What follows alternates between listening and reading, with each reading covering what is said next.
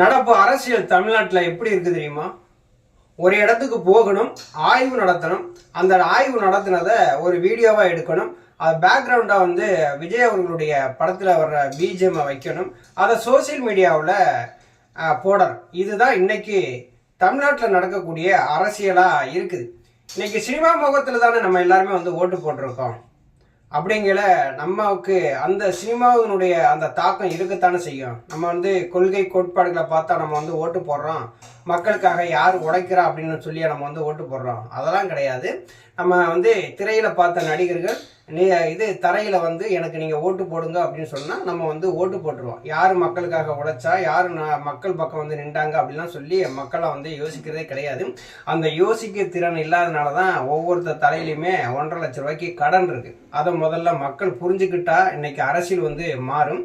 ஆட்சி மாறுது, ஆள் மாறுது, ஆட்சி முறை மாற்றம் மாறுதா அப்படின்னா இல்ல. இன்னும் சினிமா முகத்திலேயே நம்ம தவழ்ந்துகிட்டே தான் இருக்கிறோம்.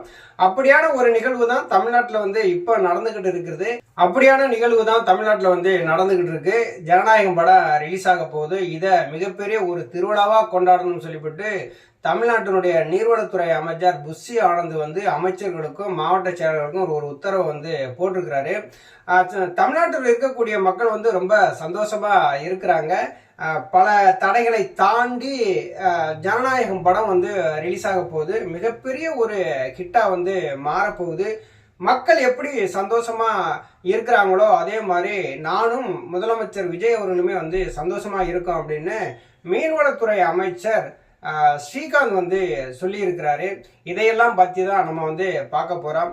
அனைவருக்கும் வணக்கம். தொடர்ந்து ஆதரவளித்து வர அனைத்து அன்புள்ளங்களுக்கும் மிக்க நன்றி. ஃபர்ஸ்ட் டைம் இந்த சேனலை நீங்க பாக்குறீங்க அப்படின்னா சப்ஸ்கிரைப் பண்ணி பாருங்க. வாங்க வீடியோக்குள்ள போகலாம். இன்னைக்கு சினிமா முகத்துல தான் அரசியலே இருக்குன்னு நான் சொன்னேன் இல்லையா? இன்னைக்கு எல்லா அமைச்சர்களுமே அதைத்தான் பேசுறாங்க.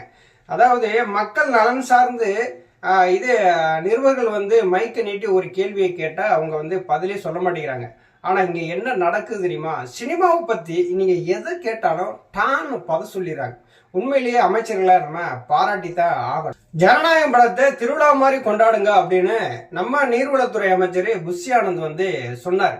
ஏன்னா ஜனநாயகம் படம் ரிலீஸ் ஆனாதான் அவங்களுக்கு சோறு அப்படிங்கிற ஒரு நிலைமை வந்துருச்சுல. அதனால நீங்க எல்லாருமே தயாராகுங்க.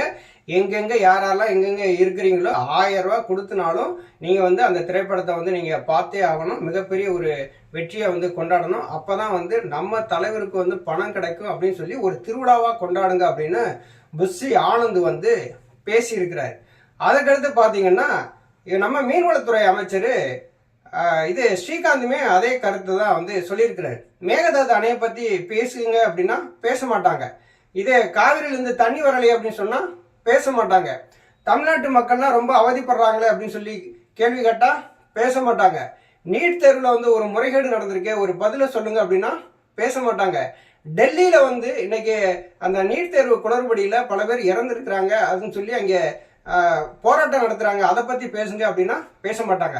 எங்களுக்கு சினிமா தான் முக்கியம், மக்களை பத்தி எங்களுக்கு கவலையே இல்லை அப்படிங்கிற மாதிரி தான் அமைச்சர்கள் இருக்கிறாங்க. மீன்வளத்துறை அமைச்சராக இருக்கிற ஸ்ரீகாந்த் கிட்ட நிருபர்கள் கேட்கிறாங்க, கட்சித்துவ பிரச்சனையை பத்தி பேசுங்க சொன்னா நோ கமெண்ட் அப்படிங்கிறாரு. அதுக்கடுத்து மீன்வளம் சார்ந்து ஏதாவது ஒரு கேள்வியில கேட்டோம்னா நோ கமெண்ட் சொல்றாரு. நோ கமெண்ட் சொல்றதுக்கு ஒரு அமைச்சர் நம்மள்ட்ட இருக்கிறாங்க. அண்ணே இருங்க, இந்த வந்துடுறேன் அப்படின்னு சொல்றதுக்கும் ஒரு அமைச்சர் இருக்கிறாங்க. இப்ப எல்லாருமே என்ன சொல்றாங்க, திருவிழா மாதிரி கொண்டாடுங்க. அமைச்சர்கள் எல்லாருமே திருவிழா மாதிரி கொண்டாடுங்க ஜனநாயகம் படத்தை, பல தடைகளை தாண்டி வருது அப்படின்னு சொல்றாங்க. எல்லா நடிகர்களுக்குமே ஒவ்வொரு படங்களும் பல தடைகளை தாண்டி தான் ரிலீஸ் ஆகுது. ஆனா குறிப்பா ஜனநாயகம் படம் அப்படிங்கிறது பாத்தீங்கன்னா ஒரு அரசியல் இதுல நடந்திருக்கு அப்படிங்கிறதும் நமக்கு தெளிவா தெரியுது. ஆனா இந்த படத்தை மக்கள் கொண்டாடுறாங்க அப்படின்னு சொல்றாங்க பாத்தீங்களா? அந்த இடத்துலதான் ஸ்ரீகாந்த் தவறு பண்ணிட்டார். அந்த வார்த்தையை அவர் பயன்படுத்திருக்கவே கூடாது. மக்கள் ஜனநாயகம் படத்தை கொண்டாடல. வந்தாங்கன்னா பார்ப்பாங்க, பார்த்துட்டு கடந்து போயிடுவாங்க. ஆகா ஓகன்னா கொண்டாடுறதுக்கு இங்க தற்கொலை கூட்டம் இல்ல. மக்கள் ரொம்ப சிந்தனையோடு இருக்கிறாங்க. மக்கள் எப்படி சந்தோஷமா இருக்கிறாங்களோ அந்த படத்தை பார்க்கறதுக்கு, அதே மாதிரி நானும் முதலமைச்சர் விஜய் அவர்களுமே ரொம்ப சந்தோஷமா இருக்கோம் அப்படின்னு சொல்லி பேசியிருக்கிறாரு. மக்கள் தமிழக வெற்றி கழக ஆட்சி வந்ததிலிருந்து, தமிழ்நாட்டினுடைய முதலமைச்சரா மாண்புமிகு விஜய் அவர்கள் வந்ததிலிருந்து மக்கள் சந்தோஷமா இல்லை. முழுக்க முழுக்க இவங்க திமுக மீது பழிய போட்டுட்டு இவங்கெல்லாம் தப்பிக்க நினைக்கிறாங்களே தவிர மற்றபடி இங்கே எதுவுமே வந்து நடக்கல. முதலமைச்சர் விஜய் அவர்கள் வந்து சொன்னாங்க, பல ஆண்டுகளாக தகுந்த ஆவணங்களோடு இங்கே அரசு நிலங்கள்ல குடியிருக்கிறவங்களுக்கு நாங்கள் பட்டா வழங்குவோம் அப்படின்னு வந்து சொன்னாங்க. ஆனால் அதே அப்படி சொல்லிட்டு மறுபடியும் என்ன பண்ணாரு விஜய் அவர்கள், அந்த ஆக்கிரமிப்பு அப்படின்னு சொல்லி அங்கே வீடுகளை பூரா இடிக்க ஆரம்பிச்சாரு. அப்போ மக்கள் வந்து அங்கே பாதுகாப்பாக இருக்கிறாங்களா, இல்லை மக்கள் வந்து சந்தோஷமா இருக்கிறாங்களா? நீட் தேர்வில் எத்தனையோ பேர் இறந்து போயிருக்காங்க. நாங்கள் நீட் தேர்வுக்கு எதிராக முழக்கமிடுவோம் அப்படின்னு சொன்னாங்க. எங்களுக்கு இது கொள்கை எதிரி பிஜேபி அப்படின்னாங்க. ஆனால் பிஜேபி செய்யக்கூடிய எதையுமே எதிர்த்து பேசாம வாய் மூடி மௌனியா இருக்குது இன்னைக்கு இருக்கக்கூடிய தமிழக வெற்றி கழக அரசு. ஆனால் முதலமைச்சராக இருக்கக்கூடிய விஜய் அவர்கள் பிஜேபி பத்தி எதுவுமே பேசல.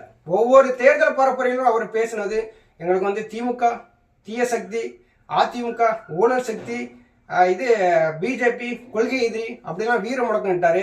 இப்போ ஆட்சிக்கு வந்த உடனே நாங்கள்லாம் வந்து மேலே இணக்கத்தோட இருப்போம், மக்கள் நலனுக்காக இணக்கத்தோட இருப்போம் அப்படின்னா விஜய் அவர்கள் எந்த அளவுக்கு மக்கள்கிட்ட நாடகம் ஆடி ஏமாற்றி மக்கள்கிட்ட ஓட்ட வாங்கி முதலமைச்சராக வந்திருக்காரு அப்படிங்கிறது உங்களுக்கு தெரிஞ்சது தான். ஏன்னா கொள்கை எதிரின்னு சொல்லியாச்சு. இன்னைக்கு வந்து டெல்லியில் ஜந்தர் மந்தர்ல இன்னைக்கு இது நீட் தேர்வு குளறுபடியை கண்டித்து அவங்க போராட்டம் நடத்துறாங்க. போலீஸ்காரங்க வந்து தடியடி நடத்துறாங்க. ஆனா இன்னைக்கு விஜய் அவர்கள் ஒரு ட்விட்டு கூட வந்து போடல, எந்த விதமான கருத்துமே தெரிவிக்கல. தமிழக வெற்றி கழக அரசுல இருக்கக்கூடிய அந்த அமைச்சர்கள் அதை பத்தி எதுவுமே பேசல. எல்லாருமே ஜனநாயகம் படத்தை நீங்க சிறப்பா கொண்டாடுங்க, திருவிழாவா கொண்டாடுங்க அப்படின்னு தான் வந்து சொல்றாங்க. எல்லாருமே வந்து சினிமா முகத்துல இருக்கிறதுனாலதான் இப்ப நம்ம வந்து ஒரு கட்டளை இட்டோம்னா இந்த படத்தை மிகப்பெரிய வெற்றி படமா கொண்டு போவாங்க அப்படின்னு சொல்லி இங்க நினைக்கிறாங்க.